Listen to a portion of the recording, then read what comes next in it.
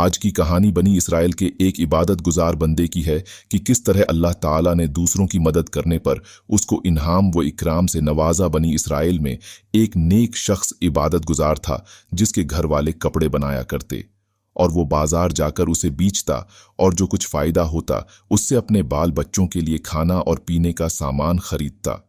एक दिन मामूल के मुताबिक नेक शख्स ने कपड़ा बेचा और खाने पीने का सामान लेने जा रहा था कि रास्ते में उसे उसका एक दोस्त मिला और अपनी ज़रूरियात का रोना रोने लगा।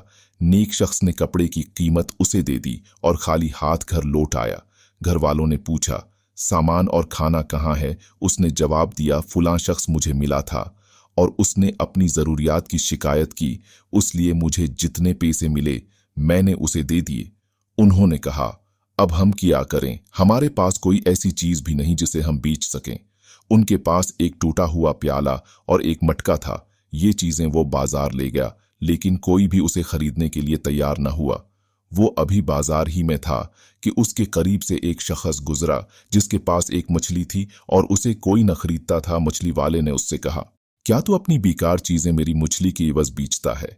नेक शख्स ने जवाब दिया, हाँ, और अपना प्याला और मुटका उसे देकर मछली ले ली और उसे लेकर अपने घर आ गया। घर वालों ने कहा, हम इस मछली का क्या करेंगे? इस नेक शख्स ने जवाब दिया, जब तक अल्लाह ताला हमें और रिज्क न दे दे इसी को तल कर खाएंगे। घर वालों ने मछली को लेकर उसका पीठ काटा तो उन्हें उसके अंदर एक मोती मिला। उन्होंने नेक शख्स को उसकी खबर की। उसने कहा, देखो, अगर वो मोती सुराख किया हुआ है तो वो किसी की मलकियत है, और अगर उसमें सुराख नहीं है तो वे अल्लाह ताला की तरफ से तुम्हारा रुज़्क़ है। जब उन्होंने गौर से देखा तो उसमें सुराख नहीं था। सुबह हुई तो वो उसे एक जांचने वाले के पास ले गए जो उसका दोस्त था। इस दोस्त ने पूछा, ए फलां शख्स, तुझे ये मोती कहाँ से हाथ लग गया? वो बोला, ये अल्लाह का तोहफा है। दोस्त ने कहा, उसकी कीमत 1000 दरहम है और ये कीमत देने के लिए मैं तैयार हूँ, लेकिन उसे फलां शख्स के पास ले जा क्योंकि वो मुझसे ज्यादा मालदार और परखने वाला है। शायद वो उसकी कीमत उससे भी ज्यादा लगाए। नेक शख्स वो मोती उस शख्स के पास ले गया। उसने कहा, उसकी कीमत 70,000 दरहम है, उससे ज्यादा नहीं। ये कहकर उसने उसे 70,000 दरहम दे दिए।